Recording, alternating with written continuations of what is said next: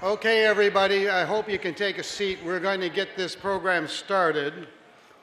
And I'll wait a few minutes and everybody can take a seat, but it's a very interesting program, a very important program, and it's going to take a good part of the day today, and so we want to start right on time.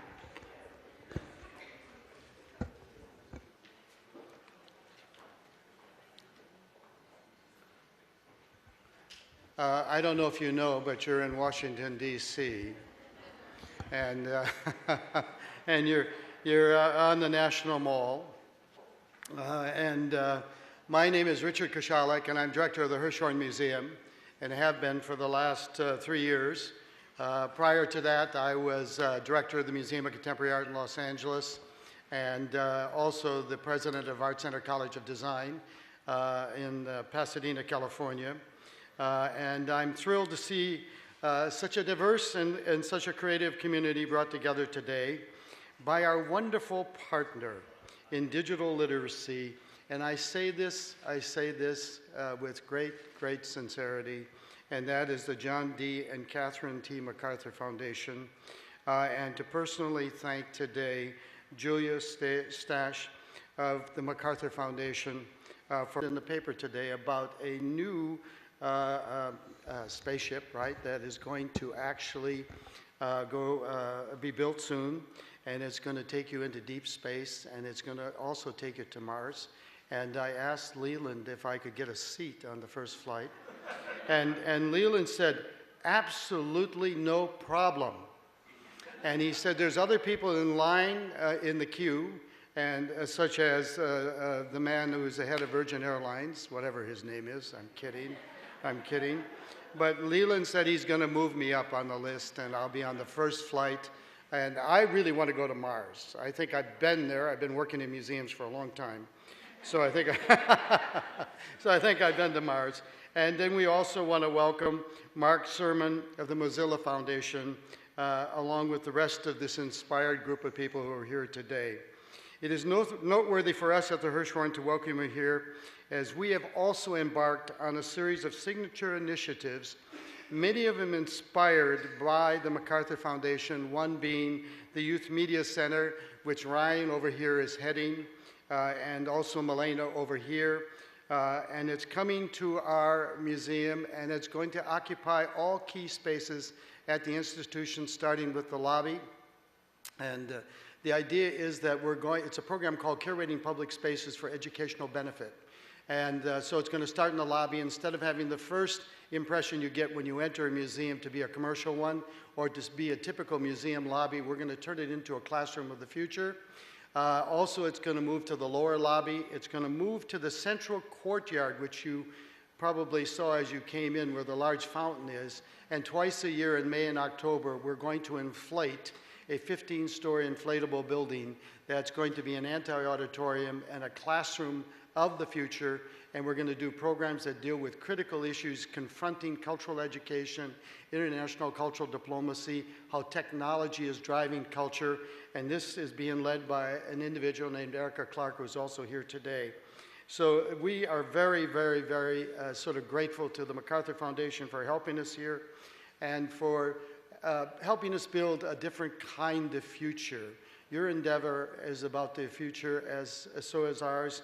And so we look forward to move forward not only with the MacArthur Foundation and to listening today to what's going to be discussed.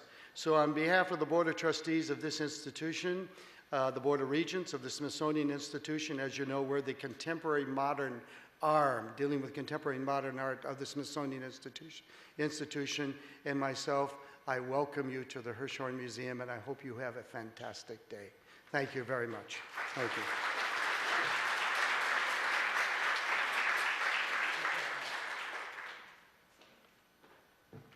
Good morning. Good, I'm glad they're awake out there. My name's Sreenivasan. Thanks so much for joining us today. I'm a correspondent with the PBS NewsHour, and I'm also their Director of Digital Partnerships. And I'm very pleased to have been asked to moderate this event because digital media and learning is of particular interest to me, and especially some of the work that the student reporting labs at the NewsHour do.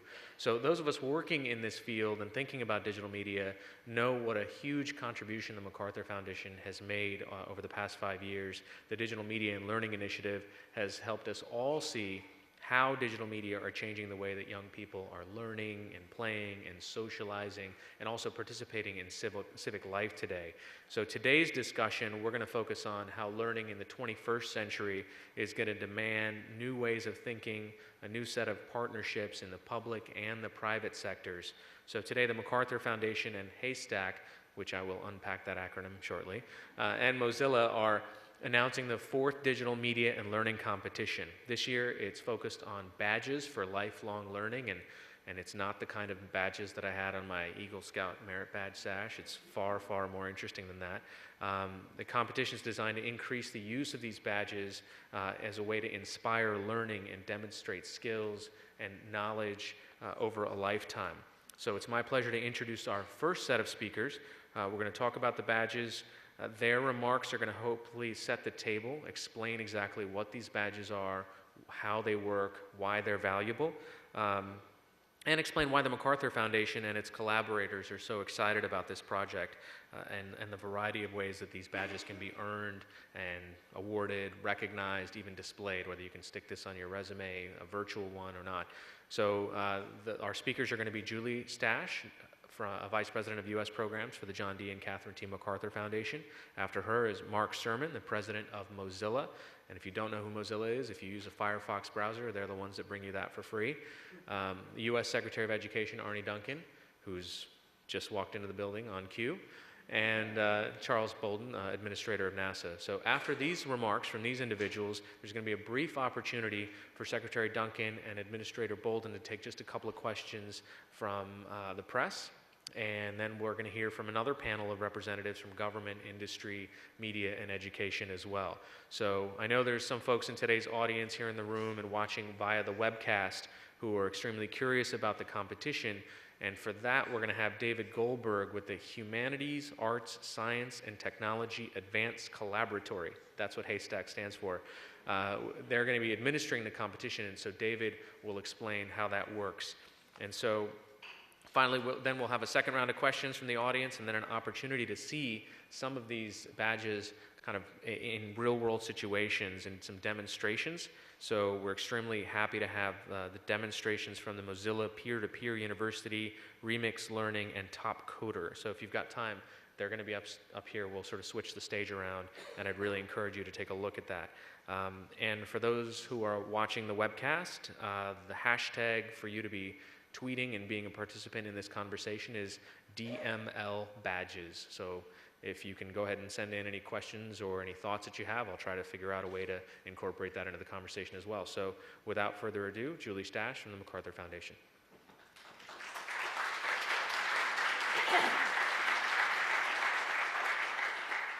Well, good morning, and thank you very much. Thank you, Hari. And I have two tasks today. First, I want to thank the people who have worked so hard to get us to this absolutely terrific day. And second, I want to announce the launch of the 4th Digital Media and Learning Competition. First, a special thank you to you, Richard, and your staff here at the Hirshhorn. Thank you for having us in this absolutely incredible asset for our country, and for the innovative work that you're doing with Art Lab. I'm so excited that it will actually open very soon, and we will be able to see what it means for young people to really engage with what you have to offer to all of us. I want to especially thank the White House Office of Science and Technology and Kumar Garg and Tom Khalil for bringing to this competition so many of the organizations that you'll hear about and meet today. I want to thank Karen Cater from the Department of Education for her incredible leadership and her support for this and many other digital media and learning efforts.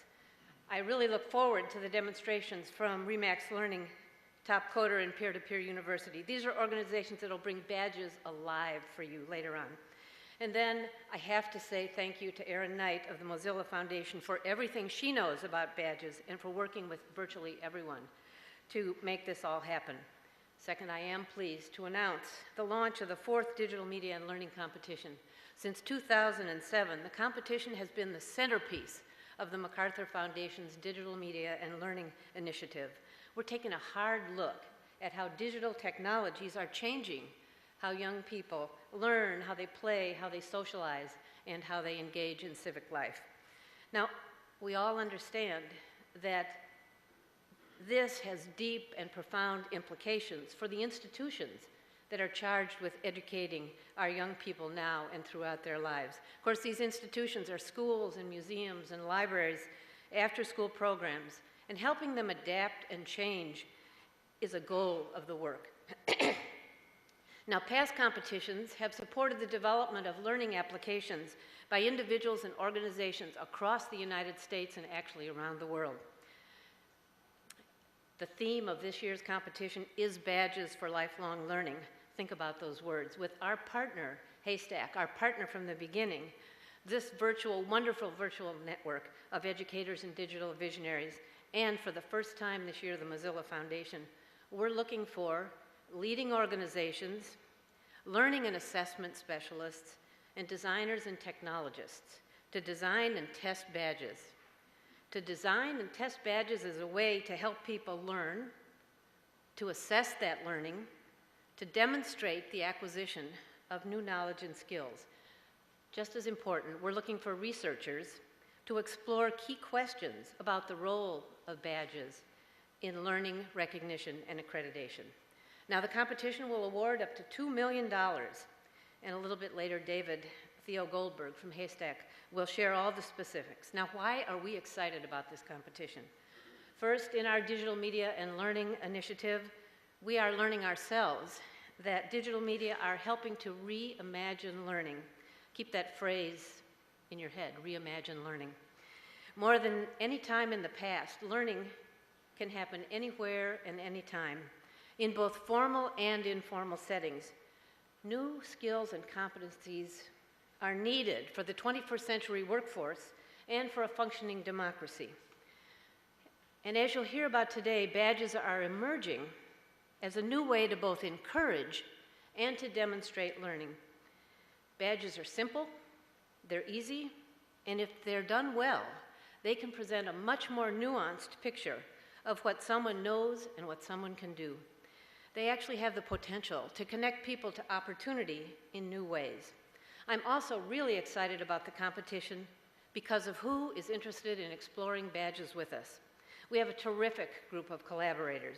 These are organizations with content, programs, and activities that they think could be enhanced by badges. They include the Departments of Energy, Education, Labor, and Veterans Affairs, NASA, the National 4-H Council, the Corporation for Public Broadcasting, the National Association of Manufacturers, the American Library Association, Intel, Motorola, Microsoft Research, and Microsoft Partners in Learning, Time Warner, and Inside Jobs. And I hope that this is just the beginning of a really long and big list of collaborators. I'm really pleased that this group is so diverse and that it represents so many sectors and so many interests. Thanks to each and every one of you. Especially thanks to those of you who will join us now and later in offering your own incentives to develop badges. Now, I'll turn the podium over to Mark Surman of the Mozilla Foundation, who has turned out to be a true thought partner. And he and his organization are the creator of the infrastructure that will make badges available across the internet. But let me close with just a final comment. We do not know everything we need to know about badges. There is much more to learn. And we hope that this competition, both the design component and the all-important research component, will launch a broad, open, critical, and constructive conversation about badges, about how they can change the way that young people are encouraged to learn, how that learning is validated, how people share information about themselves, how businesses make hiring decisions, and how we as a society support the acquisition of skills and capacities that are important both to human potential and to national competitiveness. So thank you, welcome, and let me invite Mark to the podium.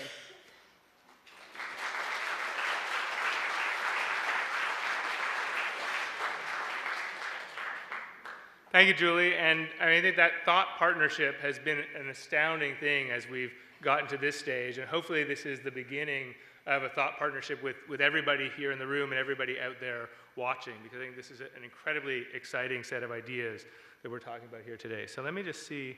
I guess I've got to pull my slides up here. Community agencies like 4-H, who's one of the collaborators, are turning to digital badges. So there's a whole conversation started here about using badges for learning. And really what the DML competition is about is taking that conversation forward, digging into those questions that aren't answered yet that Julie talked about at the end of her talk, and seeing how we can take this idea forward and really use it to drive learning, to drive creativity, and help people get jobs.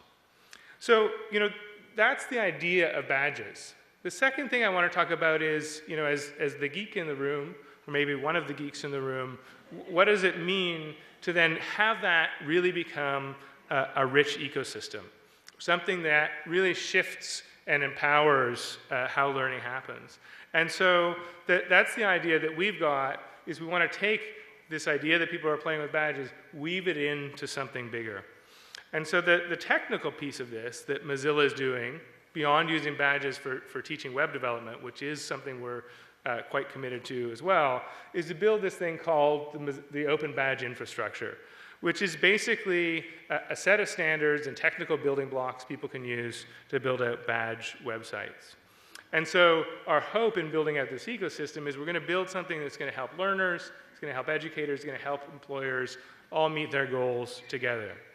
So just very briefly, how might that work? Why is it interesting to talk about having building blocks for badges? Why not just have everybody issue their own badges, which they will? Why do we need to think about something like an open system for badge infrastructure?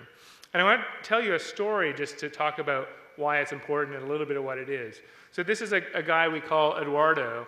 And imagine Eduardo, and maybe at a younger level, he was after school. He looks a little old here. So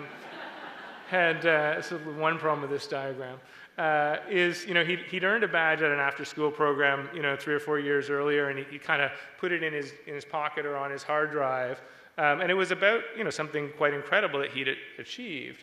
But then, later, he'd taken a free online course from peer-to-peer university or somewhere else, and he also had been involved as, in the end of high school in a NASA learning program. So he's got all these badges from different places, and in the way the web works now, those badges would probably just end up on those 3 different websites. So, they're kind of spread out somewhere.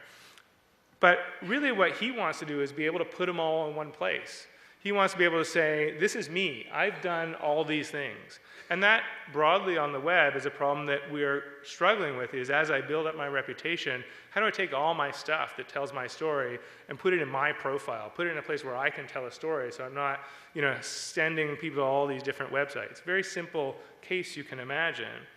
And more importantly, if I can pull this story, if I'm Eduardo, I can pull this story about myself together, if that's what I want to do, I want to be able to take it and put it all the places where people might come to find me, right? I don't want to have somebody who's going to a job site, then go to NASA, and then to Mozilla, and then iRemix. I want to actually, on the job website, see these badges, see that I know these things.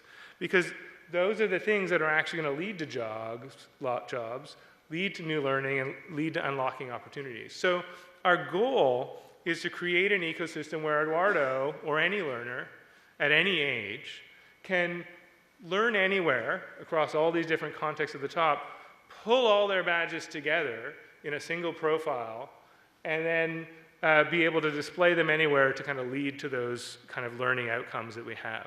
And so that actually, is a simple thing to do on one level. All we need is a basic set of building blocks that everybody agrees to use, basically the same way of representing a badge on the internet.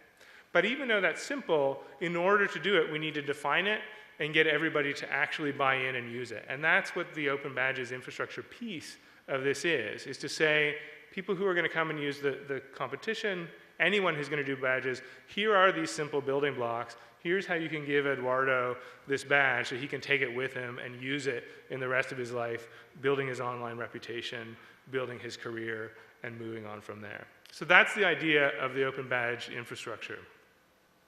So what's next from here? We've got these big ideas about what badges can do, and very personally, beyond just the infrastructure piece, beyond our learning programs about web development, I am excited about where this idea can go in transforming learning. I think the idea that people can learn anywhere and have real credibility for what they've learned and be able to tell a story for themselves is a story of the internet and learning. And that, personally, to me, is exciting.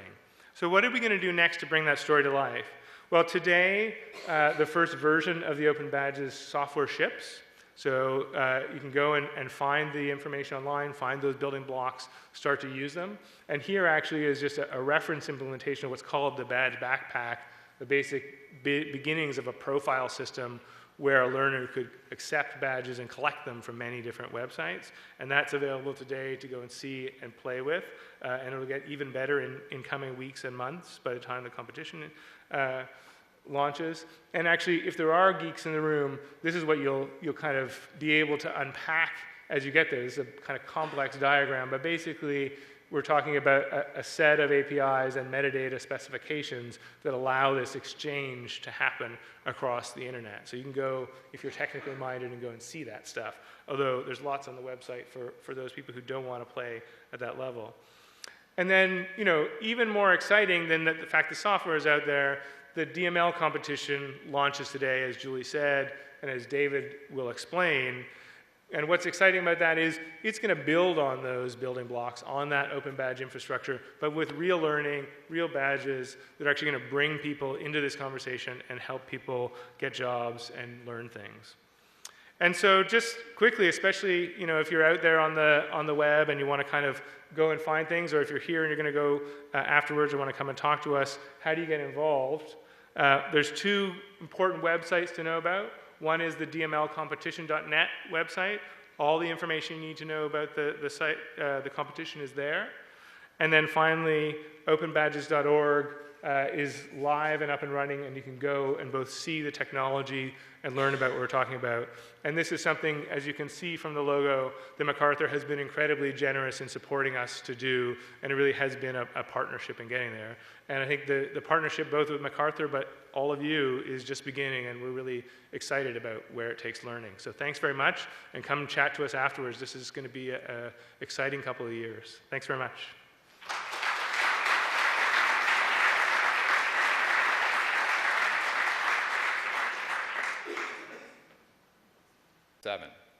President Obama and I both see building a world-class public education system as an economic, civic, and social imperative.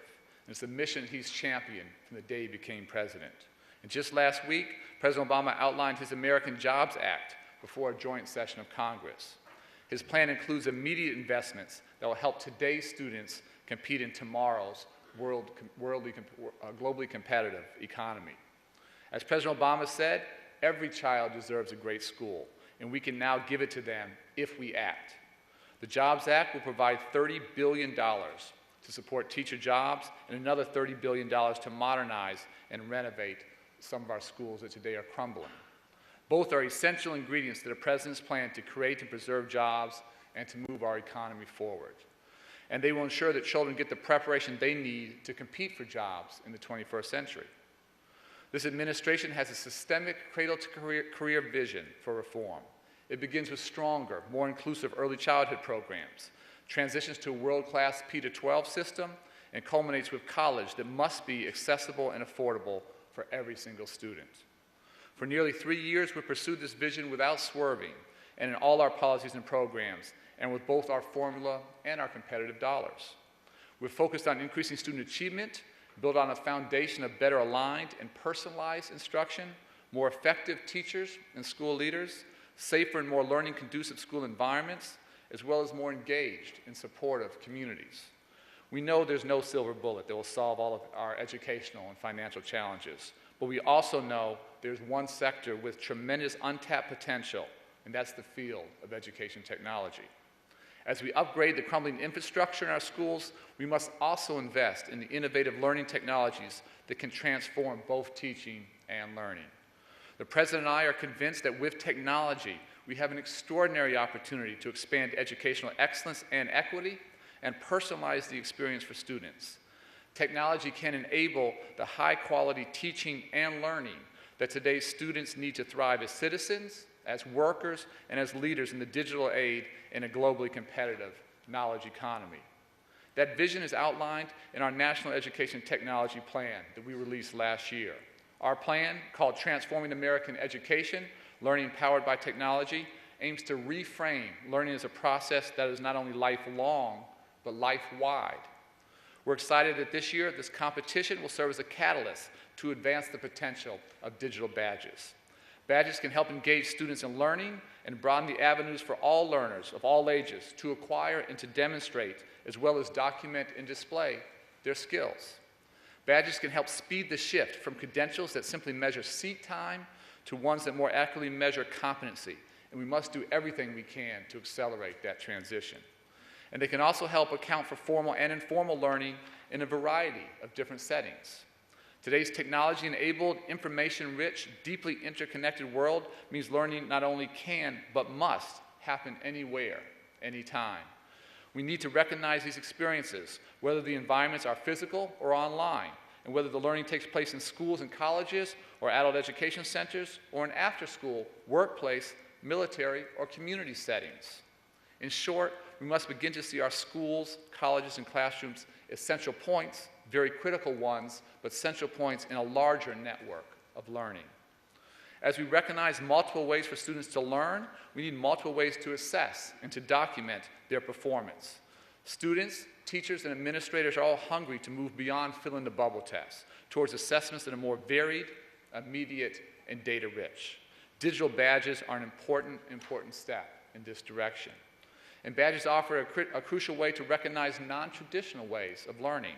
They're a way to give credence and ultimately credit for skills learners and teachers acquire in a broader set of learning environments and a wider range of content. Badges also empower students and teachers to play an even stronger role in their own learning and development, to seek out the right tools among the many, many resources available and in their fields of interest, and then build a record of what they've mastered. And here, let me emphasize how badges can help advance the careers and mark the capacity-building milestones of our nation's teachers. Teaching, as all of you know, is one of the most complex, challenging, and important professions. We see technology in general, and badges in particular, as a new way to support America's new and veteran teachers and help them achieve the professional growth we know they crave.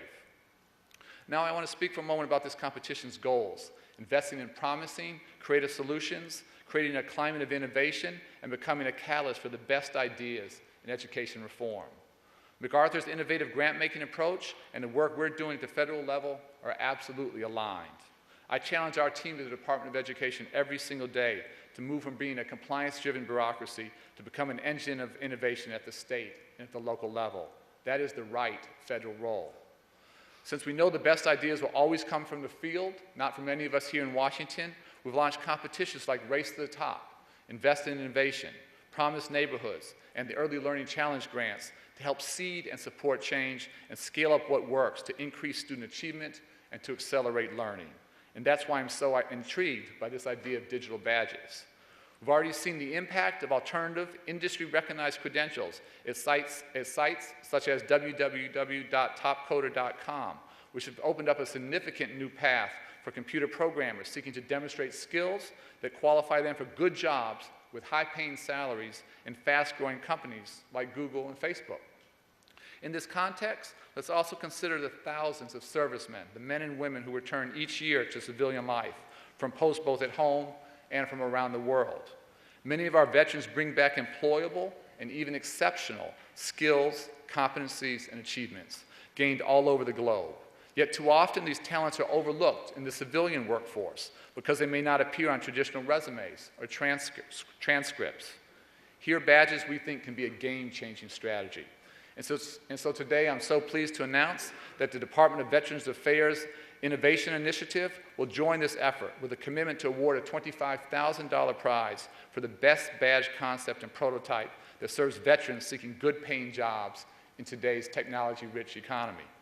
The VA will join Mozilla and the MacArthur Foundation and the Departments of Education and Labor to support and sponsor this part of the digital media and lifelong learning competition. And it will be called the Badges for Heroes Challenge. No one deserves these kinds of innovative opportunities to learn and to demonstrate their knowledge and skills more than our nation's veterans. By promoting badges and the open education infrastructure that supports them, the federal government can contribute to the climate of change that the education, business, and philanthropic sectors are generating. We can build new avenues for entrepreneurship and collaboration and spark economic development both here at home and across the globe. And while education is without question the key to economic success of individuals and our nation as a whole, it's equally vital for preparing new generations to sustain our democracy and perpetuate the values that make this country great. As technology increasingly powers learning in America, it will power the American dream for generations to come. Technology is an essential tool to propel the vast increases in educational access and quality that this nation must achieve with a real sense of urgency over the next decade. As the President pointed out in his speech introducing the American Jobs Act, America should be in a race to the top, and he believes that we can win that race. With efforts like this competition, we can encourage breakthroughs in the types of free, high-quality, online open educational resources that lift educational attainment rates and foster renewed economic growth. If we get this transformative technology revolution right, our generation will literally enable the greatest expansion and access to high-quality educational opportunities in history. And I'm confident that we can and that we will get this right. So let me, in conclusion, thank again the MacArthur Foundation as partners for their leadership and for their generosity, and wish all of the collaborators the best of luck with their proposals. Through the vision of this competition's funders and the creativity and results of its participants, that our nation's learners, both young and old, will be the true winners. Thank you so much.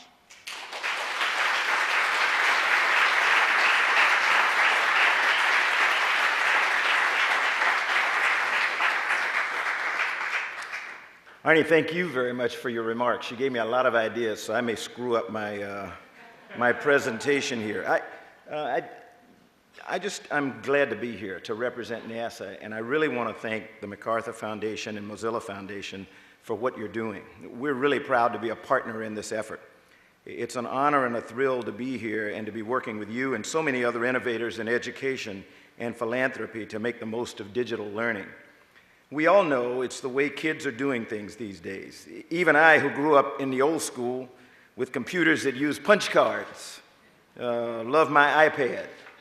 I have to, because I have a 5-year-old granddaughter who is never without hers, so if I want to communicate with her, I'm trying to learn how to use it. So, and even lately, I've been known to write a blog or two. I know my Associate Administrator for Education, Leland Melvin, who's sitting here on the front row and is going to be on the panel later. He'll give you the lowdown on what NASA's doing to inspire the next generation of leaders in science, technology, engineering, and math, or STEM. I'm going to brag about Leland here and embarrass him maybe. Leland really knows his stuff, and he's on the front lines and in the field with educators and students. He's tweeted from space, and after holding the dream jobs of both an astronaut and a National Football League player, think about that.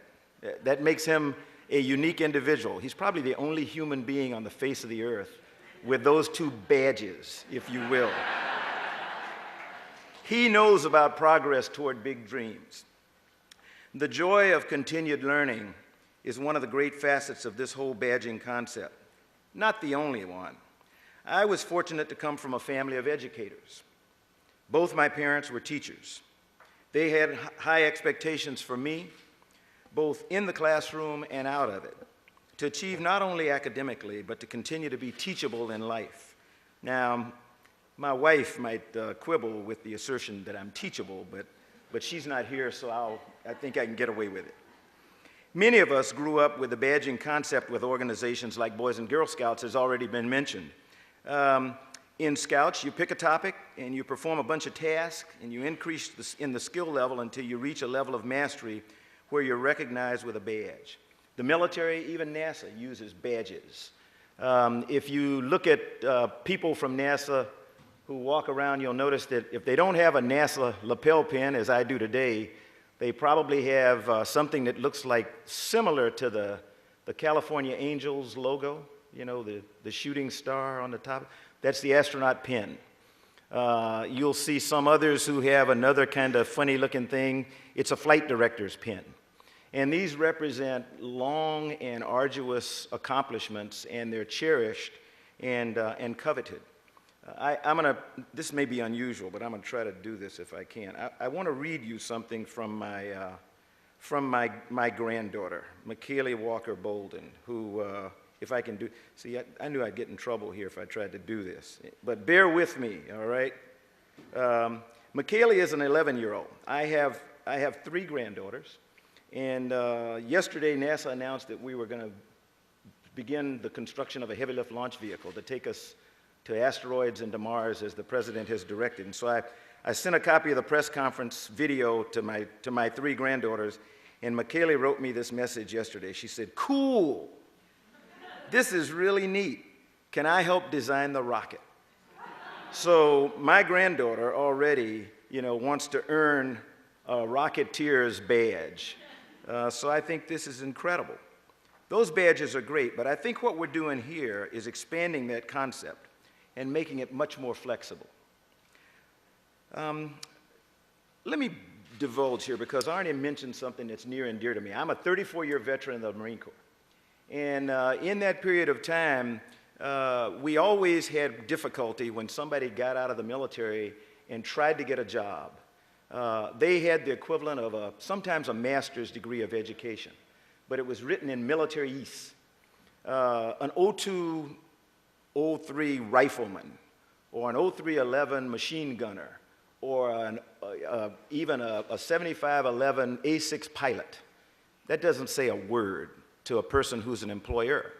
So what we did was we mandated that we would have to convert the military language for the training that we did into English so that employers could understand that. Just imagine what it will do, as Arne said, for a veteran who's getting out of the military, who has a list of badges that are common and recognizable just on sight. Just imagine how much easier that makes the transition for that veteran to the civilian world. So you all are onto something here that, you know, is going to solve a problem for the veteran, which is key. So I really applaud you for that as a veteran. So right now, NASA Education has conducted an assessment of activities, interests, and needs in the kindergarten to 12th grade area. We've identified robotics and teamwork as 2 themes for constructing NASA's initial digital badge set, which will focus on grades 4 through 12. Future NASA teamwork digital badges can be developed to focus on other mission and research areas, even badges that combine efforts across the federal government. Rewarding students' learning accomplishments and assisting them in assuming responsibility for their own educational development is directly aligned with the agency's focus on inquiry-based approaches to STEM education. Our challenge is to ignite a passion for STEM among tomorrow's leaders. Luckily, we have a lot of exciting content. Just in this first round, we'll be using, among other missions and programs, our popular Mars rovers and the upcoming Mars Science Laboratory, or Curiosity, as a focus. In addition, many of you may know that we have a robotic crew member aboard the International Space Station. His name, her name, its name is Robonaut, or we call it R2. In addition to its tweets, it's also going to help students learn more about robots and humans interacting. NASA is committed to both formal and informal education, and this initiative blends a little of both. We love nothing better than sharing the excitement of exploration and discovery with teachers and students of all ages. One goal is to encourage STEM study and career paths, the pipeline of future talent, not only for NASA, but also for the nation. An evolving benefit of that work is that it also promotes lifelong learning and helps us develop a science and technology literate society. It will be important for all citizens who want to contribute to our national dialogue to have a good grounding of knowledge in this area. You don't need to be a rocket scientist to know that this stuff is pretty important. Everyone can find an area of interest in which they can learn a little more. As always, we're trying to move beyond the traditional learning techniques and reach larger and more diverse audiences. These digital badges and other non-traditional approaches are integral to that process.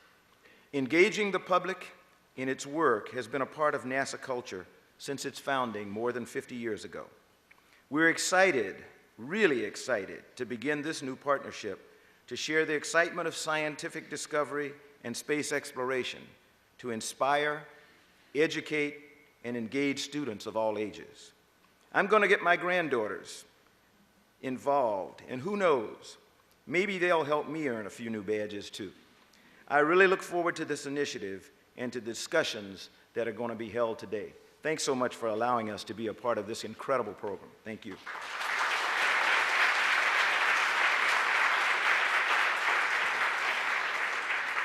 Just a couple of questions from the press or anybody else in the room. I think there's a microphone.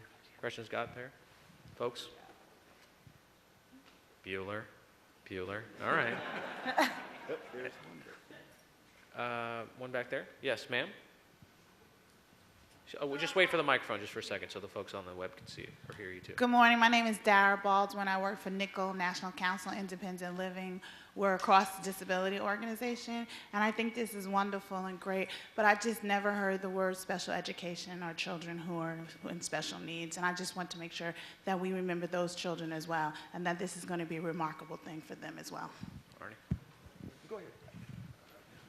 We'll both jump in, but I think whether it's students with special needs, whether it's children who are sort of doing fine, whether it's children who are gifted, we think across the spectrum this is a game changer.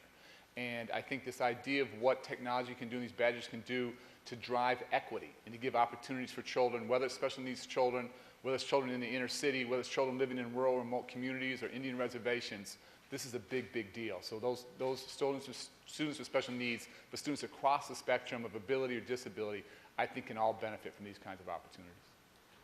I'll just echo what Arne said, and I'll give you a concrete example. And I will use blindness as one example. We have two incredible books that are in Braille. One of them, it presents pictures from the Hubble Space Telescope. And the picture can be used by a visual child, but a blind child can go through the same page and literally see the same picture in words. We've done the same thing for a number of other science type programs. So, you know, we really must reach out to special needs kids because in some special ways we all have special needs. So it is important to us. Question right there.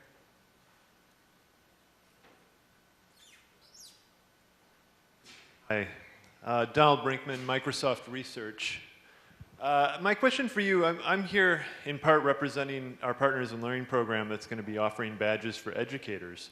And as important as it is for professional training programs, I'm just curious what your thoughts are in terms of the role of mentorship for those who have knowledge and have skills, and not only offering badges for learners who learn things, but also for those who already know things who pass them on to others.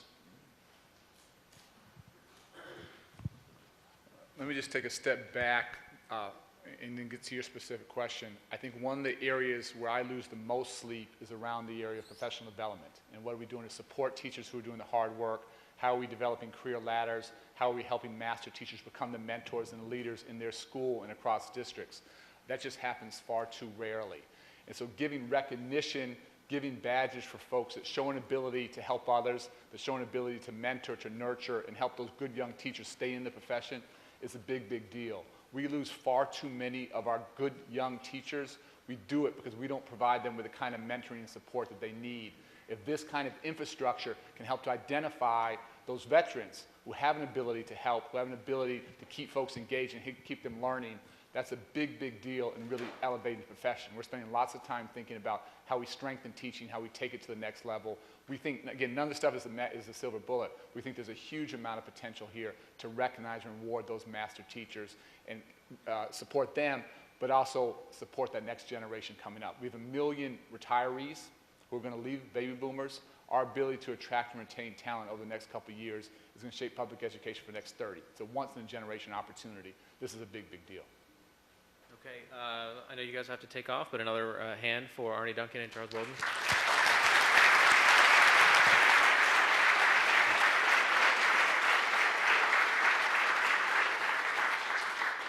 All right, so now we've got a second panel here.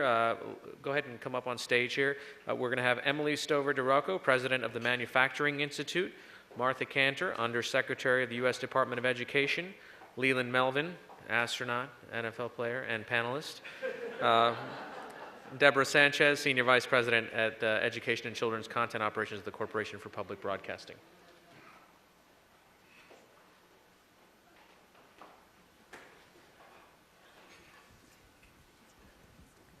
So I think, can you hear me now?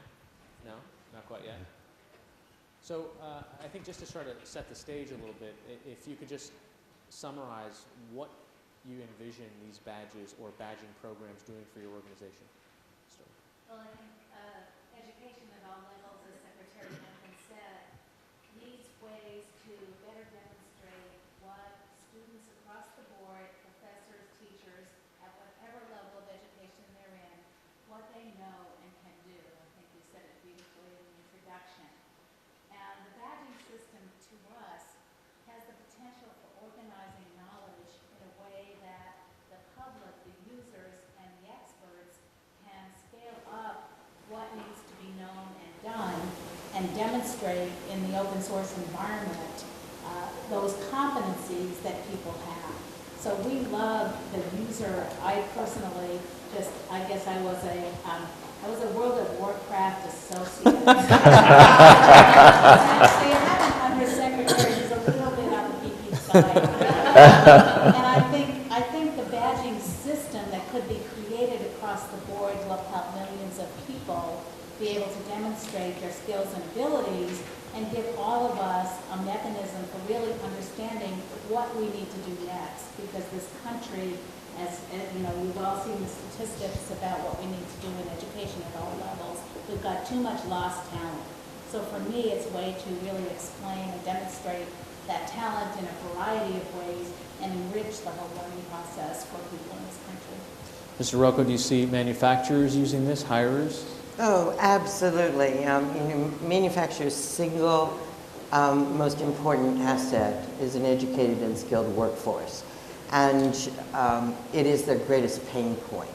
We've spent the last 2 years working on the formal learning side of the equation, integrating nationally portable industry recognized credentials into high school and community college and four-year college programs of study. But we also know, and our employers know, that many students and transitioning workers are participating in some just world-class programs like Skills USA, First Robotics, Project Lead the Way. And these partners, through the participation, students actually gain incredible 21st century skills and competencies, ranging from new communication skills to their teamwork and problem solving and technology skills. These are skills that employers absolutely are looking for. Today, those new competencies and skills gained through those participations do not get translated to resumes, and in turn don't get translated to the hiring process. So we see this as our way of capturing tremendous informal learning content and success, achievements that directly relate to achievements in a 21st century workplace. And manufacturers want to be right up front, capturing every one of those separating military men and women and the translation of their MOSs and their competencies and skills, and all of these participants in informal learning processes so that we get the best educated and skilled workforce. Deborah, so how does a viewer like you, so to speak, what would they be interested in badging? I mean, I remember as a young kid watching Mr. Rogers, figuring out that I'm learning certain things that I'm just not getting in class, you know. But that's how do you translate media programming, and what kind of an impact would badging have on audiences? So we really look at this as an opportunity. It's really an evolution of content creation. As we started 40 years ago, it was just pushing information out there and hoping people would learn from it and absorb what we were trying to impart. And then digital technology allowed users to interact with it. So they could go on the web, they could go on mobile devices. But this evolution has now pushed it into a way where there's an application that can be applied from that learning, which is very exciting. And we have the ability to reach millions of households, and we have the ability to reach not only households through TV, but through web and mobile devices, but then to be able to connect that with a real life experience, a real learning experience through our station affiliates on the ground, making connections with local institutions on activities that are happening at the national level with national content and local content. I mean, the possibilities are endless. When I first sat with Mark and Connie and on May in Chicago in the summer when we started talking about this, it was kind of like, okay, we can do some things. And then as the ideas started just evolving about not just some things, but multiple things with teachers and with parents. So we see this as a huge opportunity to really engage with our audience in a very different and very meaningful way. So we're very excited about the opportunity. So what are the badges that on the way to becoming an astronaut that without having to become an astronaut? We're thinking about a number of badges, but the first one is a robotics team badge.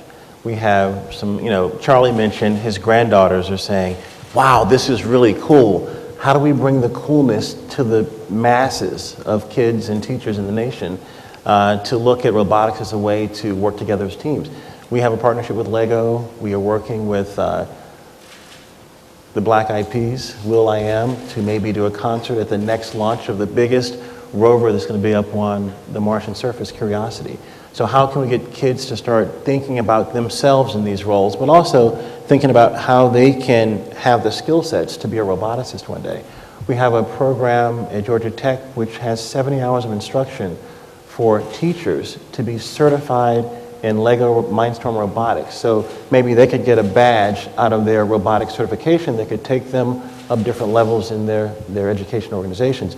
Also, the mentoring piece. What if you have this robotics specialist teacher?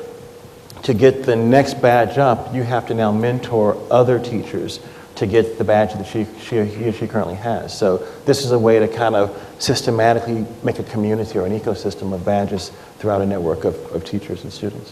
What is it about badges that makes us want to do something? Why did you become an associate in World of Warcraft? What motivates you? Well, I wanted to understand my husband, who was a computer scientist.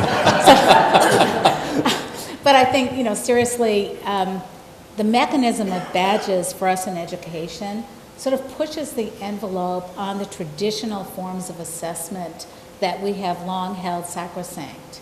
And when you really drill down and sort of the number, anywhere I go and give a talk about the assessment system that we've created in education over the last 50 to 100 years, but really the last 30 years.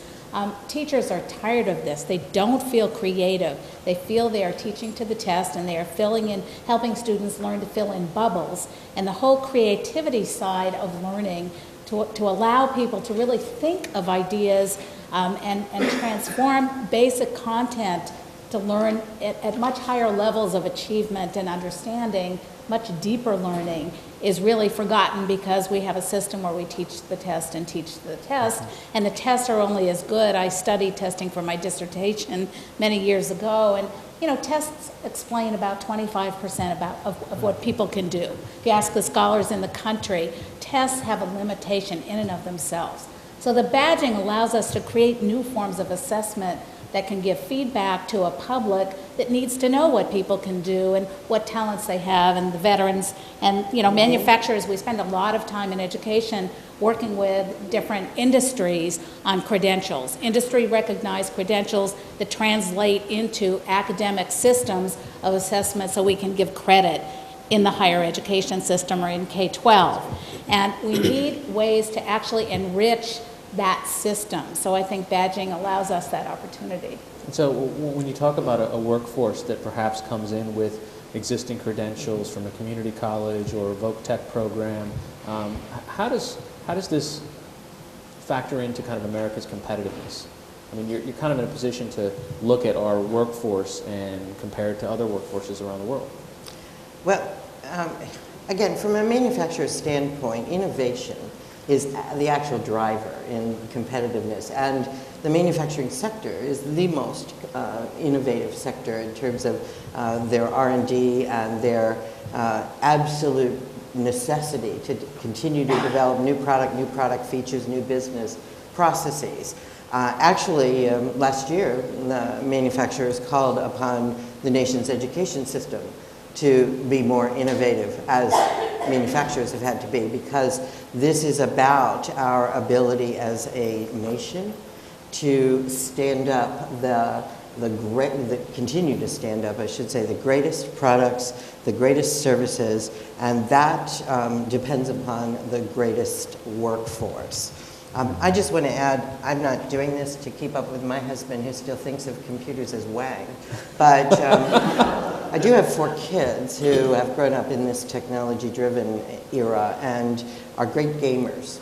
And I believe they have become global citizens because of the gaming technology that has allowed them to access a competitive spirit around the world, connecting to other young people in countries that are also interested in solving the grand challenges.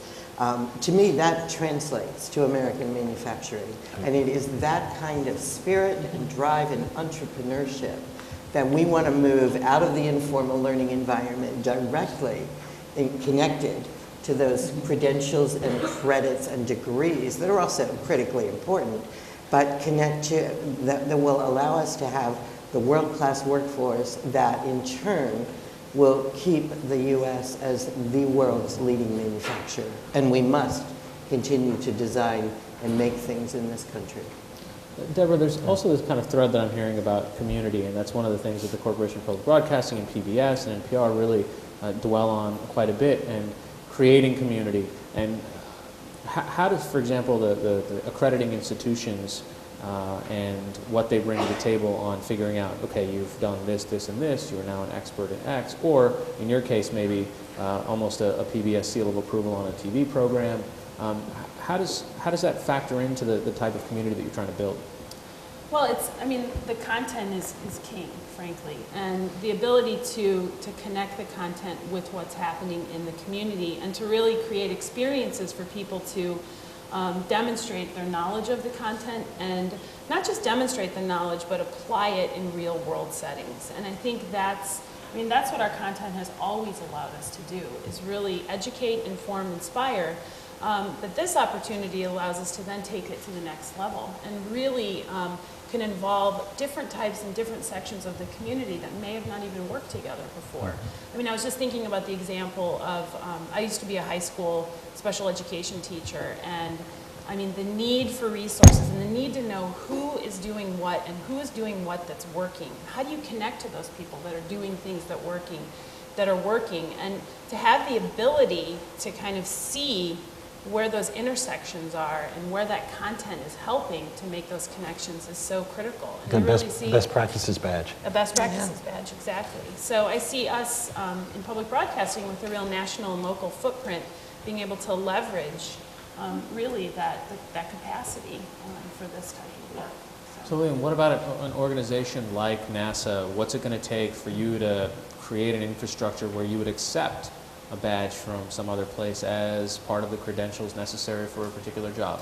I think, if we take a systems approach and you have a criteria base that across the federal government, starting with the federal government, we're trying to now look at what are best practices in the federal government for STEM education, evaluation techniques, what are the things, the criteria for having effective teaching programs. So we're working some of those things right now, but as a body or committee, deciding what those standards are to ensure that that badge would be accepted throughout, starting with the federal government, but then through private sector and nonprofit also. And you've got folks that are, such as Intel and Microsoft, that are starting in, and probably other tech companies as well. I mean, do you think that maybe skills that you've picked up in the private sector could translate for a particular role? Definitely. I mean, research is research. If you're trying to figure out, as Charlie said, to be a rocket scientist, there are certain techniques and skills that are required for you to develop the next rocket. That's the same thing for Lockheed, Raytheon, Boeing, as it is for NASA. So those skill sets would be common across the federal and private sector. Do you want to change? Well, I just wanted, Leland actually nailed this issue, and I want to make sure that we all understand it. This is the value proposition of the open infrastructure for the badges, because the same skills and competencies NASA is looking for are aerospace and aviation and many other sectors in manufacturing will also be looking for. And I think the ability to integrate and cross-purpose badges to multiple opportunities for the students and workers, but also for employers in the public and private sector is going to be just front and center in this initiative. Martha, one of the things that's interesting is that unlike a letter grade, which is perhaps earned in a classroom, with one of these badges, the back end allows me to see not just the accrediting organization, but what kinds of things you had to do to get this particular badge. So how, for example, Arne Duncan had said, we have this enormous wave of retiring teachers. What are some of the things that these folks, if they shift in toward mentorship, what are some of those skills that are going to be necessary for incoming teachers that we can learn from? Well, what badges do, it's a framework for understanding core competencies in any field, whether it's manufacturing or teaching or healthcare or special ed. So, in terms of what teachers need today, they need teachers that know how to inspire students. Those are soft skills, as well as the hard skills of the content that would make them, a fantastic robotics instructor or a fantastic language arts teacher or special education teacher. And so it's the melding. To me, I was just thinking as you were talking, Emily, and also, about the melding of the margins of disciplines that create a truly educated person. And I was reading some Winston Churchill the other night. He was talking about writing. I told you I was a little bit geeky, but sort of writing our own history. And this point that he made about what it meant to write the history that he was making. And it's that kind of thing that badges, the infrastructure of badges, would allow the very best teachers in the country, and that's why the open source movement is so exciting to me and has been since the internet started, to allow users to actually validate not only the content but the soft skills to give us a much richer employee to be hired, or a much better teacher who really can inspire students as well as deliver the content. Teach for America and others have done a lot of work unpacking what those competencies are to create a truly gifted teacher.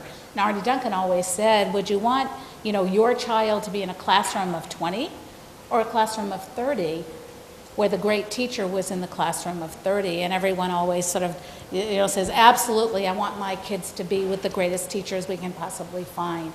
So I think the badging system really allows us to unpack those skills and abilities of great teachers that are soft and hard, and really tie the content to that, and have other teachers say, yes, these teachers have really aspired to be our best and brightest in the country. That's what the user community aspect of this will do. There's a question that came across Twitter. Terry Schwartzbeck asks, how do we link badges to industry certificates and other credentials? We know those have positive effects on income and success. That is our whole intention. It's to present the whole person as a potential employee for employment and advancement. We're working now, and we'll roll out this fall, this pipeline from engagement to education to employment that will capture in everything electronically, every young person's and worker's interest in 14 sectors across manufacturing. Once engaged, an assessment of their current skills and current abilities based on prior learning assessments will translate to a portfolio, an e-portfolio that you and I might think of as their initial resume.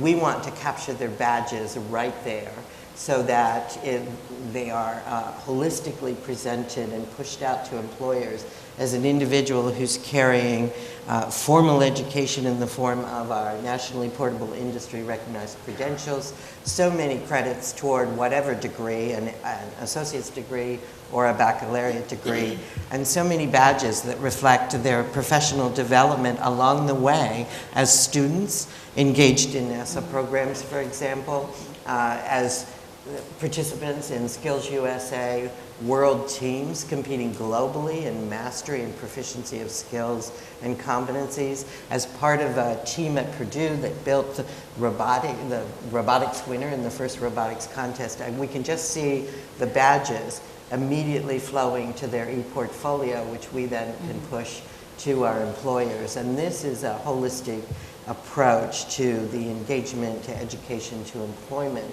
scenario for every student and worker in America. It's kind of interesting that you mentioned e-portfolio. It's almost like this sort of piece of paper resume that I walk into a job interview with is secondary. It's like a formality that I hand you this. Very secondary.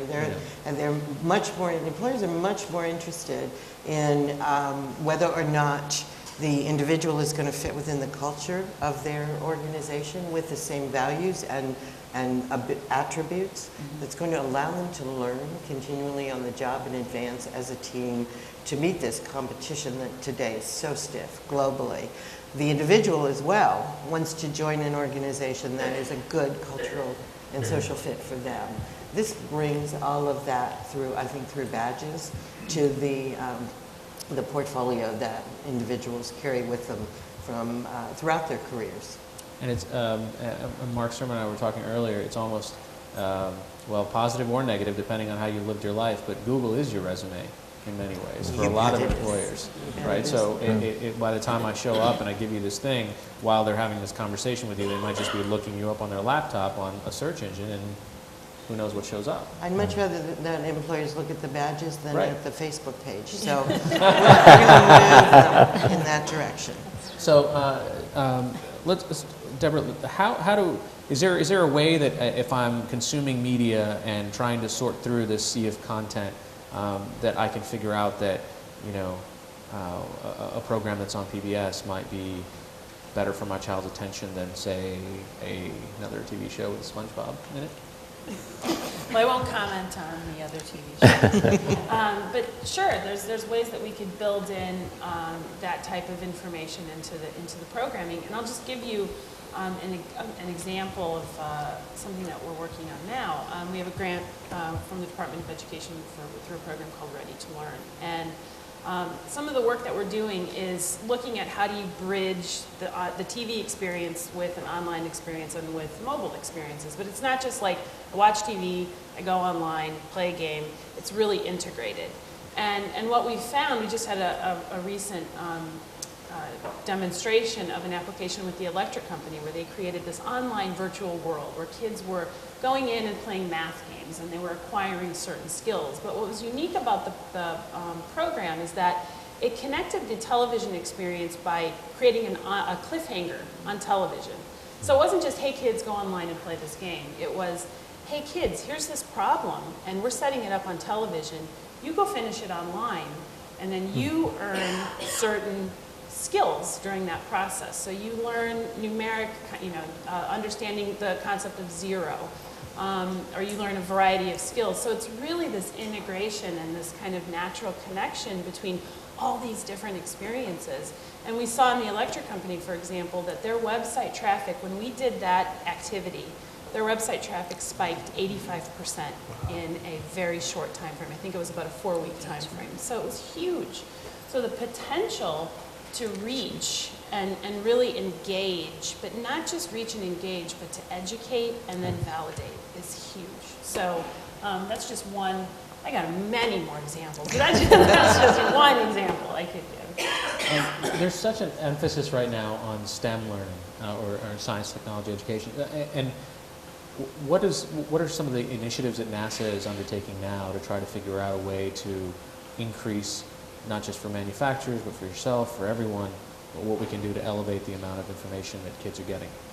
Well, one of the things we're trying to do, we've been looking at direct service and giving kids hands-on experiential activities in the summertime. I mean, especially during the summer when most kids are not reading or doing things to help elevate their educational abilities. We're letting them do stop rockets, develop systems for making things explode, which is cool to them, which makes them come back and want to do more. But how do we stop going just direct service, but let it be an online community that allows students and teachers and parents to actually be involved with their kids' education? And so we have some programs. This one was Summer Renovation. We have some other programs where NASA Explorer Schools, where we have an online community. We have something called SEMA that allows parents to come in and learn about what their students need. You don't have to be an engineer to raise an engineer. So these are some of the things we're doing to give the parents and the community the ability to make the impact on the students' lives. So it seems that there's... I just want to say one other thing. With this digital badging opportunities, why not allow rewards to come in the form of, if you get the space badge, you will be in a lottery to get a ride on the 0G airplane, or what we call the Vomit Comet. Because we've been flying teachers that are K through 12 teachers on an airplane, and they're doing experiments and taking that back into the classroom. And the students are like, oh my God, you flew on that. They have video, they see their teacher doing things they shouldn't be doing, but it's a way to get the excitement, the inspiration, the cachet of space and science and STEM. Well, the Twitter folks are already excited that you said Will.i.am and NASA together. So when we talk, it seems like there's also, it's not just the badges for the teachers or grades for the students. We're really talking about trying to harness the expertise that exists in that larger community of people that affect a child. Mm-hmm. How do you think that kind of that larger ecosystem could work? Well, I was just thinking about an NPR clip I heard this morning about teachers in Maryland. The state of Maryland is infusing environmental literacy into the entire K-12 curriculum. And so it's very new for teachers to have to understand how to infuse content that has high quality, environmental literacy content into English or robotics or whatever they're teaching. And so teachers will have to access new knowledge constantly. And we're talking with the Office of Science and Technology Policy specifically about what makes a great STEM teacher. Right. And Carl Wyman wrote a blog yesterday about this, because there's an announcement about new ways to actually deliver the teaching that have great promise for inspiring the very best STEM teachers in the country. And if you think about K-12 and you think about the data, which today says not enough elementary school teachers have the math content to be able to teach well in mathematics, and we don't have enough diversity in the whole teaching profession in STEM. So if you couple those two needs, we need more diverse teachers with higher content level at all levels, at, whether it's college or the elementary level. Those user communities around those teachers will help inspire them and give them the knowledge that they need to become able to infuse environmental literacy into a language arts curriculum, into a math curriculum, not just the environmental science curriculum. So I think it's the cross-pollination that badging allows, so that different disciplines can participate in to deepen the knowledge that, of content as we've always known it.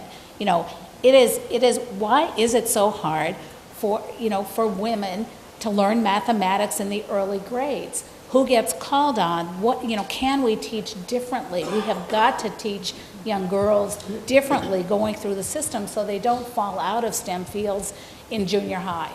And so can we use the user community to help us with that? And badging allows us to do that. It allows us to go to different sectors and really understand what are the components that are missing so those children don't get inspired. It's sort of like almost a double negative that the system would allow, so that we can take the best content in the world, look at the best teachers in the world, and really have the user communities validate that content in pieces that may be missing. I don't know. It gets very complicated when you think of the entire spectrum of what we want children to know today, or college students. We lose, so many kids, fall out of their majors. Business and psychology are the top 2 majors. We need a whole field of well-trained people in manufacturing, in the sciences, in the language arts, in the humanities, and we have really not done that for our country in the last 30 years. So I think this will allow us to extend the network of people that have a lot to say about the way content needs to be delivered and how, and what's missing in the content to keep our children and our adults on track to continuous learning. I just wanted to share a directly relevant short story. We chartered a National Education Council to manufacturers a couple of years ago. K-12 superintendents, community college presidents, university officials, about 40 officials from across the country, to advise and consult with us about changing manufacturing education in the country. One day, with manufacturing executives discussing these issues and recognizing that, manufacturing indeed is a STEM skill focus and career path. The superintendent from Dallastown, Pennsylvania, I'll tell you exactly where he was from, came up to us and said 30 years of teaching and professional development or in-service days. This has been the most important, impactful day I have ever spent in terms of how it's going to impact my teaching and my administration in the school.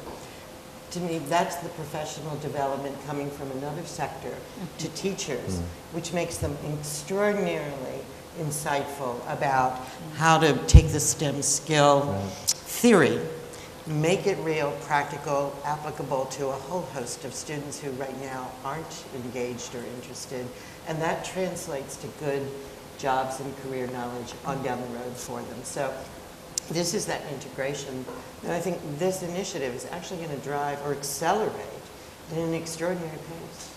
Leland, I mean, in particular NASA positions, you already have, on certain stories I've done, I've seen some of your manuals, and they're enormous, right? So there's these checklists that people have to go through, these kind of skills that they've had to learn to be able to perform these tasks.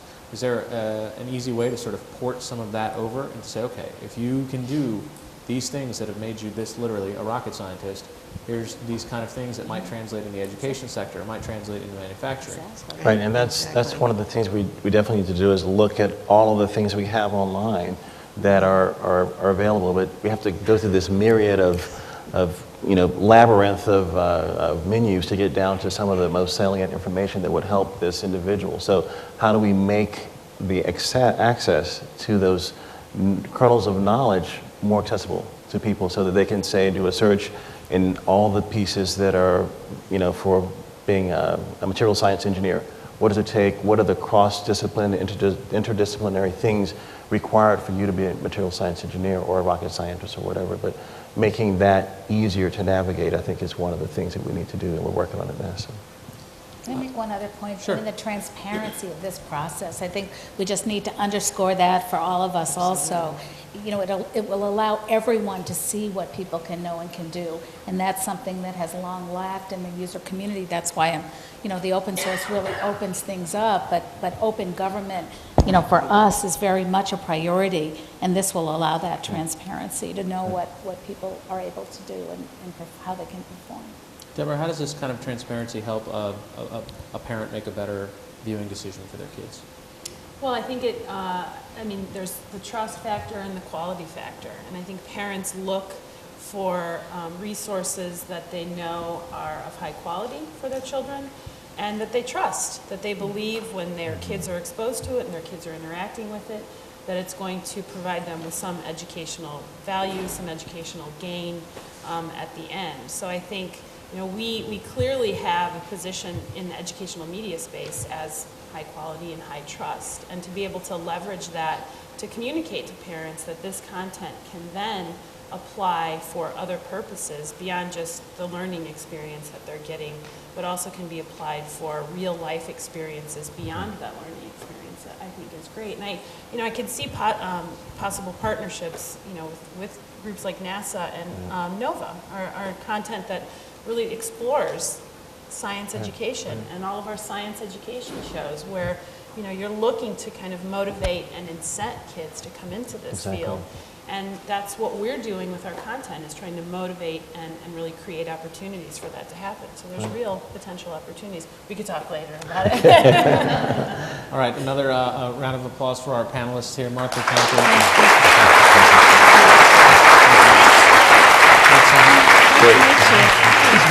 Nice to meet you. You know, I saw Q&A. Okay. Produce. Okay. Oh, we got a Q&A? After David, right. So now it's a little bit about the competition. We've got, remember that HASTAC I told you about earlier? David Goldberg is the director of the University of California Humanities Research Institute, and he co-directs a digital media and learning competition. So tell us how folks can apply. Thank you so much. Good morning and welcome. I want to add HASTAC's thanks for making this day so interesting and for all those who've helped us put this together. I am the co-administrator of the Digital Media and Learning Competition, along with Kathy Davidson, who's sitting here in the front row. I should just add that Kathy had a major launch yesterday of her new book, Now You See It, on learning digital media and brain science, which is already making a large ripple in the public sphere. So congratulations, Kathy. I'm here to talk about how the Digital Media and Learning Competition will work. As you've seen or heard, there are two components to the competition. One is the badging competition, Badges for Lifelong Learning, and the other is the research competition. I'll say just a little word at the end about the research competition. You're really here to hear about the badging competition. So badges we think of as addressing, or what I think of as addressing three components of the ecology of learning: review and assessment, recognition, and reward. If you want to think of that as the 3 R's of badging, I won't resist, but it's a way quickly of sort of coming to think about the overall concern. So the competition runs in 3 stages, and it's just getting the stages sort of straight, which I think is the major challenge over here. Stage 1, and the first 2 stages are really 2 separate calls almost, under the overall rubric of the competition. The first stage is a call for content for which badges would be relevant, or the development of badges and sets of badges and a system of badges would be relevant for the kind of content. And now the collaborators have already uploaded, or we've had them upload, the kind of content that we're interested in, whether it's the NASA program that has been spoken about already in terms of earning badges for the kinds of developments that NASA has been talking about, or others. But we're calling in an open way for content for which badges would be relevant. It could be kids learning calculus, or those of us who've forgotten our calculus, learning calculus. It could be learning constitutional history and earning badges along the way, and so on and so forth. Just the widest range of possible innovative content for which badges would be relevant in terms of recognizing the pathways and assessing the pathways and rewarding the pathways for learning. So that is the first stage, the call for content for badge development. The second stage is design. Here, content fades a bit into the background, and we're concerned with a call for badge design, for badges, sets of badges or systems of badges for whatever learning content folks think agreeable. The first stage would be judged. The winners from the first stage, content, would be judged, winners would be declared, and that content would go forward in the competition. So in designing the badges, badges can be designed either in relation to the content of the winners that is forwarded, or the collaborators' content, right, which will go forward as well, or fictional content that is made up by the badge designers. We're really interested in seeing what the best badging designs would be that are available out there. That then too would be judged by an expert panel of judges, different from the first panel because the expertise obviously is different. And those winners would be chosen, and together they would go forward into the third stage. So first stage content, second stage badge design, third stage is a matchmaking stage in which the content winners and collaborators and the badge design winners would be brought together and matched either because they recognize themselves as having a collaborative engagement with each other, or HASTAC would help to matchmake here. And they would work together offline, virtually, for a month, and then they'd be brought together in a final 2-day contest, the first day of which would be working together face-to-face very intensively, and the second day would be the pitch. That is, making a pitch of their badge system and design for the content for which they want to develop that design to an expert panel of judges, and the winners would be announced following that day of pitching their project. So all of this will take place, as Mark Surman indicated, either on the basis of Mozilla's open badge infrastructure or fully interoperable with Mozilla's open badge infrastructure. And we're, of course, very concerned to have a singular system in place at the end. This is a diagram that just illustrates for you, demonstrates for you the 3 stages in the process. All of this is now online content at www.dmlcompetition.net. Here are the major relevant dates. The timeline is also available on the website, so you can look at that. Other than that, there's, alongside of this, a research competition. We're very concerned to surface the best work on innovative forms of assessment, badges, trophies, and achievements for interest-driven learning that is central to the MacArthur Initiative in Digital Media and Learning. That too will run concurrent with this, but as a separate competition. There'll be a set of research awards and prizes that are associated with the research competition. So we strongly encourage you to apply, to participate with us by commenting, and you can do that by going on the competition website. We look very forward to having you engaged with us. To not call the lowest level unsatisfactory, the middle level proficient, and the highest level advanced, but that every kid in this school needs to be an emerging, socially responsible citizen, and they have mechanisms within the rubric to engage those students in learning so that they do show up, they do their part, and they build competencies in that area. I think there are many schools like that, and higher education the same. A lot of work with industry-recognized credentials. I'll use Cisco as an example. Cisco certifications, Microsoft certifications.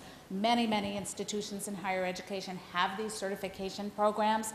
I think the issue is, as I was a college president for 16 years in a community college, I had one for Oracle, one for Microsoft, one for Cisco, and on and on and on. And I think the badging model allows us to amalgamate some of the core competencies that are needed, and then the industries to specialize with the employees that they want to build, capacity for within their workforces. So I think, for all levels of K-12 and higher education, I think a call to participate would be most welcome, and you'll find the champions.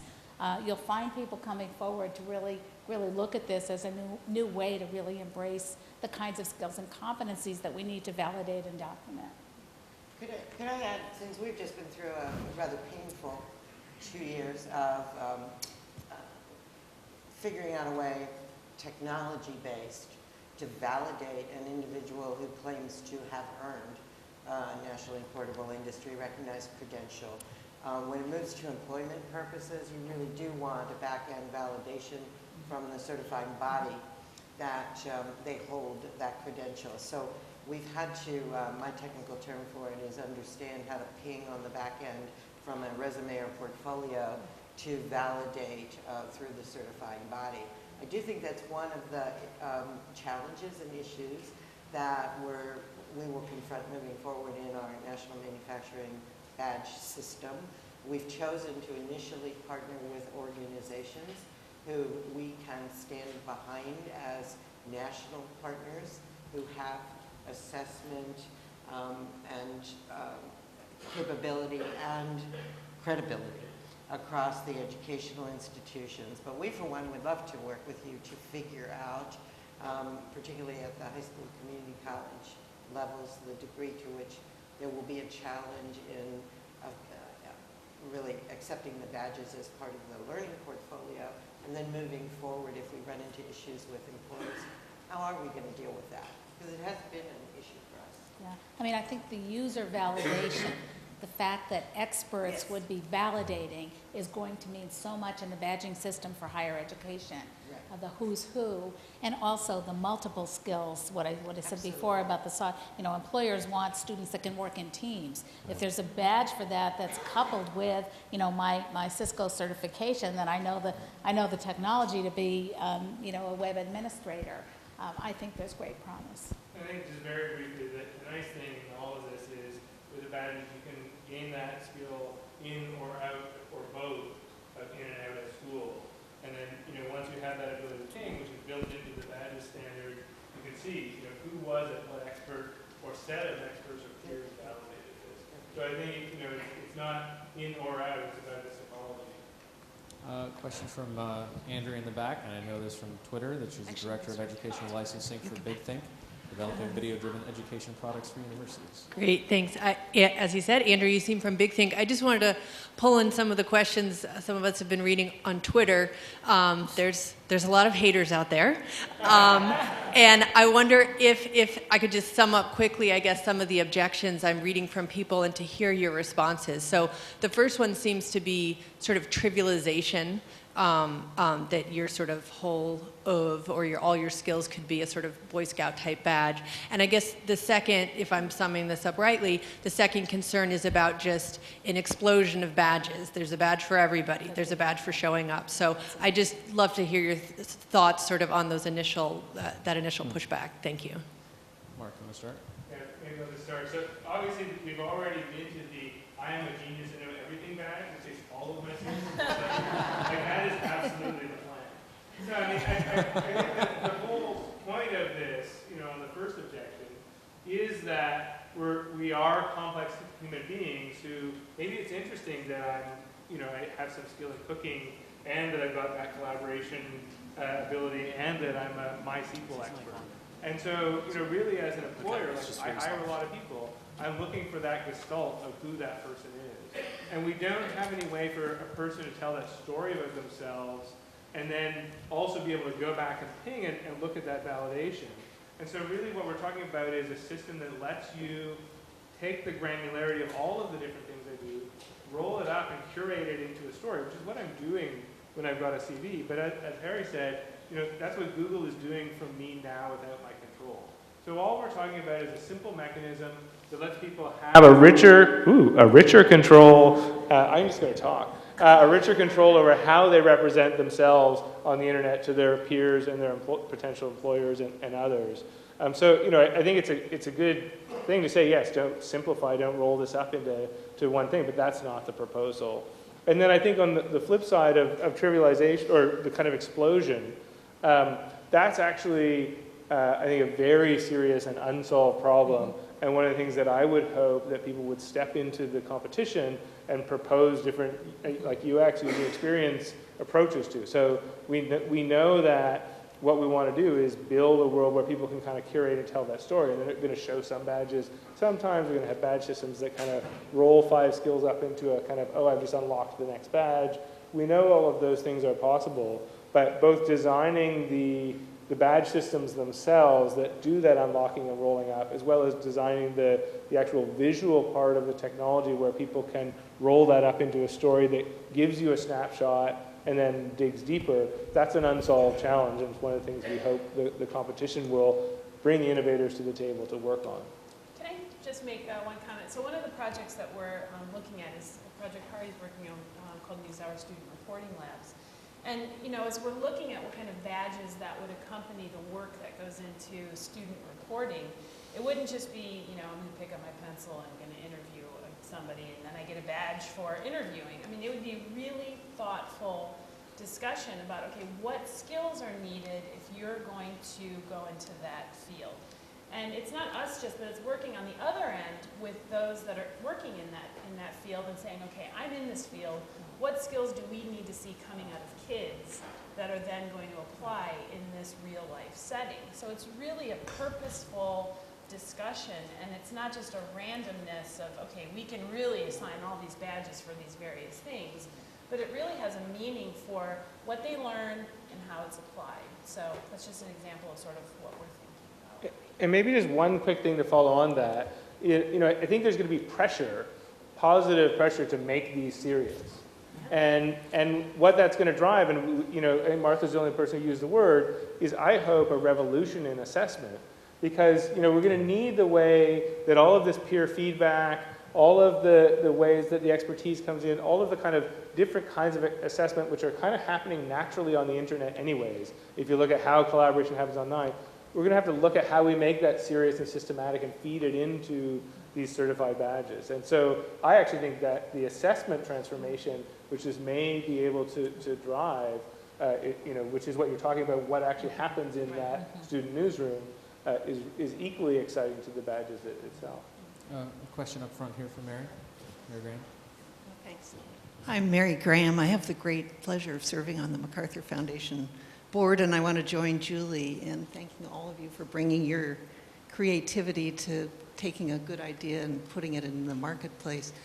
I also direct a project at Harvard's Kennedy School for assessing transparency systems, and I'm just wondering, looking at your badges, which are not text, thank goodness, they're pictures, and they're likely to be pictures, it seems to me, whether the competition is designed and your thinking might go toward a worldwide system, not just a US system, and some kind of convergence that would include understanding the cultures and the training that takes place in other countries. So I think on Mozilla's side, absolutely. I mean, when we work with people to build a technical standard, it's meant to be global. And actually the head of Mozilla Japan just approached one of my staff yesterday saying, can we launch Open Badges Japan in December? And so I think there already is excitement and interest in that. I think one of the exciting and hard things is going to be when you actually get to the learning side and not the technology side, what does that mean in different cultures? But I think that's a great problem to jump into. And just to extend that conversation, the W3 standards for technology accessibility would hold a great opportunity, I think, for helping countries understand what it means to have accessible content and accessible systems. So I think there are some worldwide standards that could really be leveraged in this conversation. I'll just add quickly, I just want to say that the competition is intended to be thoroughly international. It is not limited to US or US residents at all. Currently, Picnic is taking place in Amsterdam. It's the annual gathering of digital media generally in relation to learning, and there's considerable excitement there about the launch of the competition as well. Another quick question I had was, is there evidence, I think somebody asked Jenna Williams something, is there evidence that badging works? Here we are, like, obviously supporting this and launching this, but how do we know that it works? I can take a shot at that if you want. I think we're at the beginning of this process, right? So there's a reason there's a research competition in parallel with an innovation competition. And so very much the intention is let's go out and try stuff and let's study it as we go. But I think, so there aren't broad studies, but by the end of this, we'll have that. I think that the evidence, though, that's there anecdotally is we see people incented, whether it's World of Warcraft or Stack Overflow, which is a tremendous, tremendous resource in all of the most serious ways we're talking about to the technology industry. There is evidence that people both make decisions based on these kind of representations and are able to kind of be motivated and advance themselves. So I think we need to go to the research to understand that, but anecdotally we can see it working. And I think, the body of research around reward systems, performance-based assessments is enormous. So to me, this is a translation issue of how do you just document, we have whole systems that have tons of research about traditional assessments and traditional, content developers and so on. And just using that research, I think this just extends the conversation to new research that's needed that the competition will highlight. I would agree with that, but just as important is what doesn't work. And what doesn't work today is total reliance on traditional forms of education, not capturing the incredible, usually technology-infused digital learning that is occurring within our next generation, and quite frankly, traditional employer HR practices and strategies aren't working. So we're ending up with too many students not pursuing formal education, too many young people who have incredible creative capabilities to translate to the workplace who can never find their way there, and employers who are extraordinarily unhappy because they haven't been able to attach to the skills and competencies that are occurring around the globe and that are available, but we're not making the connection.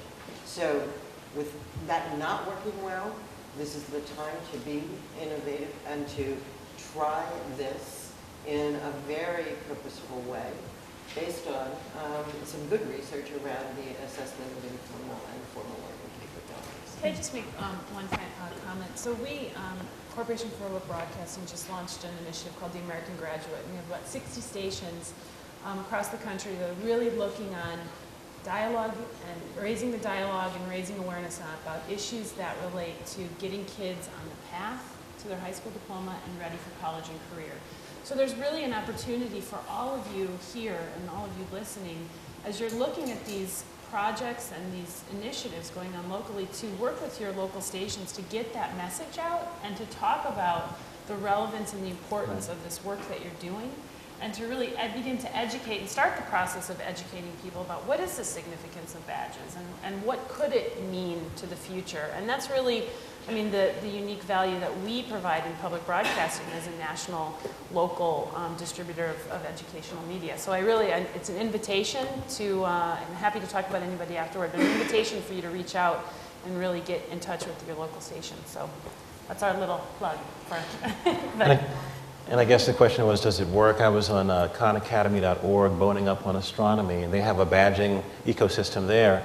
And I was, I answered some questions and I got the meteorite badge, and I said, no, I want the sun badge. So I was motivated to keep answering questions to get to the sun badge. So this level of achievement, this excelling piece, and then if there's a reward at the end of it, it will definitely work. Okay, question here? Yeah. Hi, I'm Connie Yowell. I'm the Director of Education at the MacArthur Foundation. And first I want to thank you for the panel today and for the conversation. It's just been terrific.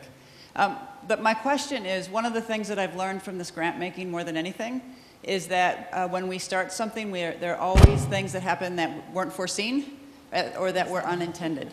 And that is certainly true in the world of assessment, that there are always unintended consequences or outcomes. And so one of the things, as we launch this competition, we see it as launching at least a year, if not many more, a year-long conversation about badges, both national and international. And we welcome, I've been following the Twitter feed, we welcome critique and open debate and conversation thoroughly, and think it's critical for making this the best possible experiment that it can be. And so I just wanted to make sure that we were getting your advice and counsel as we go along, and hear from you what you think the unintended consequences might be from this, and what we should be looking for and thinking about, all of us, as we engage in this broader conversation and this experiment. We'll start that one. Come back to unintended consequences. I mean, we're very familiar with unintended consequences. when we launched our first rocket and it blew up. You know, and this is what research is all about. You keep exploring until you get a solution that works. And I think all of us here are going to have pitfalls, we're going to have challenges, but you just keep going and you will eventually end up on the moon. I think for us, it's really kind of a breakthrough connecting in-school and out-of-school learning and connecting kind of that whole, I mean, we have the ability to reach in school and, you know, with our content, and teachers really trust us. We also have the ability to work in out-of-school settings, in after-school programs, summer school programs, and home. So I think the unintended consequence would be this mass connection between the in-school and out-of-school learning opportunities. That's what I would hope would happen as a result of something like this. Well, I don't know whether this, I put this as a good unintended consequence or a bad one, but we viewed this as an opportunity to link and leverage assets in terms of organizations that deliver on skill and competency development for the student and worker good as well as for the employer good. So it's a collaborative link and leveraging opportunity. If the explosion happens, does it become a competitive opportunity? And is the, not this competition specifically, but a competitiveness among organizations or entities or public versus private sector in terms of what are the most valid or the most worthy badges? You know, I don't know if that could happen, but everything else in this town becomes competitive. So it would be nice if this were just a link and leverage and collaborate and get to the highest level of credible, verifiable, and impactful badges, I think, at this stage. Yeah. I guess a couple of ideas. The status quo is incredibly powerful, and I would hope that the explosion would push through to the best minds in the country or the world to figure this out, because we have so many unintended consequences. When I look at a third of children not ready for kindergarten, a third of children in this country, 75% only graduating from high school and 50% leaving college over 6 years, we don't have the best educated, most competitive workforce in the world. So we have to push against the status quo with the best quality, the highest level, the most trained, the best trained, and that is tremendous diversity that we're not tapping into in this world. So I think, you know, the competition can really hopefully elicit, because if the cream doesn't rise to the top, then we're going to have bad badges, and we don't need another whole system of credentials and all kinds of things that don't have meaning. And we have, you know, 100,000 schools, 6,000 colleges and universities.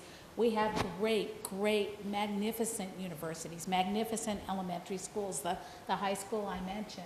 But we also have too many schools that have failed our children. And so we've got to not create another system that is going to be another barrier. So that's the challenge, I guess. I maybe just want to hit two things. You know, one is very clearly to me, this is about reputation. And you know, what one's educational credentials have always been a central part of the story we can tell about ourselves. And I guess, you know, one of the things I fear is that this becomes so popular, but at the same time, it kind of ends up grabbed by technology players who might want to lock up this part of our reputation on a single platform, in a single social network, with a single, you know, on a single email platform. And so I do fear that we may be successful with badges, but kind of lock down this part of our reputations. And so as a company that cares about the open parts of the internet, or that the internet continues to be an open resource for all of us, that's really one thing I'm hoping we can intend and win at in terms of keeping badges as an open system that benefits everybody around the world.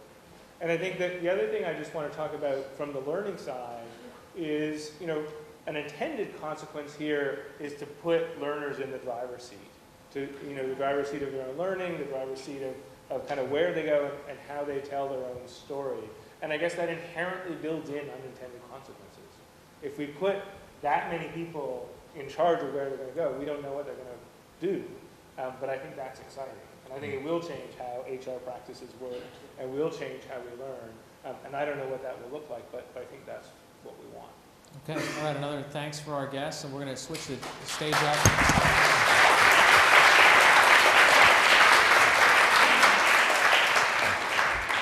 For those of you who are here, we're going to have some collaborators here from Mozilla Peer-to-Peer University, Remix Learning, and Top Coder, so you can see some demonstrations of how these systems could work. So thank you for joining us here.